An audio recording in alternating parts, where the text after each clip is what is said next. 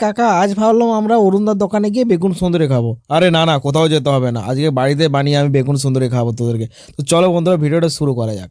তো দেখতেই পাচ্ছ একটা খুব কচি লগলগে আমরা বেগুন নিয়ে নিয়েছি। তো বেগুনটাকে আমরা কি করতে হবে, তোমরা ছুরি দিয়েও করতে পারো, বটিন দিয়েও করতে পারো। তো ভালো মতো করে চার ফালি করে নিতে হবে, কিন্তু এটা খুব সূক্ষ্মভাবে করবে যাতে হাত না কেটে যায়। তো তোমাদেরকে দেখতেই পাচ্ছ সুন্দরভাবে আমি একদম পাতলা পাতলা করে বেগুনগুলোকে চার ফালি করে দিয়েছি একটা বেগুনকে। তো এইভাবে তোমরা একটা পাত্রের মধ্যে বেগুনটাকে রেখে দেবে।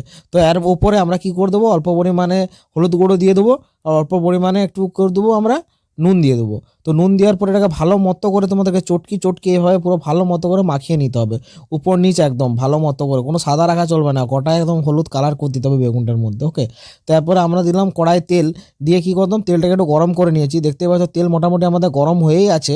তারপরে কি দিলাম আমরা বেগুনটাকে দিয়ে দিলাম। তো এইভাবে বেগুন দিয়ে দিলাম আমরা একটা একটা করে ওপর নিচ করে, তোমাদেরকে ঘুরি ঘুরি করে একদম ভালো মতো করে একদম হালকা ফ্লেমে এটা তোমাদেরকে ভাজতে হবে, কারণ খুব জোর ফ্লেমটা থাকলে বেগুনটা কী করতে চুঁয়ে যেতে পারে বা খুব বেশি কালো হয়ে যেতে পারে। তো এই জন্য তোমাকে খুব লো ফ্লেমে আস্তে আস্তে করে ভাজতে হবে উপর নিচ করে একদম।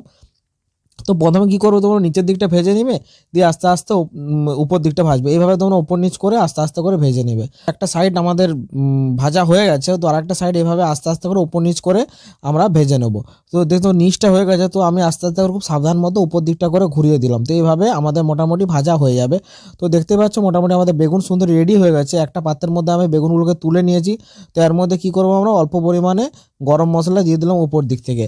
তো তোমরা চাইলে হালকা হালকা করে গরম মশলা দিয়ে উপরটা ভালো করে লাগিয়ে লাগিয়ে মাখিয়ে নিতে পারো। এরপরে আমরা কি দিলাম, অল্প পরিমাণে এর মধ্যে দেবো ধনা গুঁড়ো। তো ধনা গুঁড়োতে আমরা হালকা হালকা করে তোমাদের মনের মতন করে অল্প অল্প পরিমাণে ধনা গুঁড়ো উপরে ছিটিয়ে যেতে পারো, বা হাতে করে উপর দিক থেকে করে দিতে পারো। তো তোমরা প্যাকেটের জায়গায় হাতে করে দিবে, আমি প্যাকেটে করে দিয়েছিলাম বলে দেখতে পাচ্ছ একটা বেগুনের উপরে বেশি পড়ে গেছে।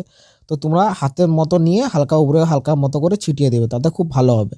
তো এটা পড়ে গেছে, তাই আমি একটু হাতে করে এটাকে সরিয়ে নিলাম। তো তোমরা হালকা মতো হাতে করে দিয়ে এটা উপর নিচ করে হালকা মতো মাখিয়ে নেবে। তারপরে দিলাম আমরা কি ধনা পাতা। তো উপরটাতে একটু সৌন্দর্য দেখানোর জন্য আমরা একটা ধনা পাতা দিয়ে দিলাম, তোমরা থাকলে দিতে পারো বা নাও দিতে পারো। এটা টেস্টের সাথে কোনো সঙ্গ নেই, এটা শুধুমাত্র সৌন্দর্য দেখানোর জন্য এটা উপরে ব্যবহার করা হয় ধনা পাতাটা, যাতে মানে দেখতে বা ডেকোরেশনটা খুব সুন্দর আসে, এই জন্য এটা দেওয়া হয় যাতে মানুষের চোখে লাগে। ঠিক আছে, তো এরপরে আমরা কি দিলাম, এর মধ্যে হালকা পরিমাণে আমরা পোস্ত ছড়িয়ে দিলাম, কাঁচা যে পোস্ত সেটা অল্প পরিমাণে ছড়িয়ে দিয়েছি আমরা। তো এরপরে প্রপারলি আমাদের যে অরুণদাস স্টাইলের জয়মাতার হোটেলে বেগুন সুন্দরী আমাদের রেডি হয়ে গেছে। তো তোমরা ট্রাই করবে, ভিডিওটা কেমন লাগতে জানিও, লাইক শেয়ার সাবস্ক্রাইব করে দিও। ওকে বন্ধুরা, তো বাই বাই, আবার নতুন নতুন ভিডিও নিয়ে আসবো তোমাদের জন্য। চলো।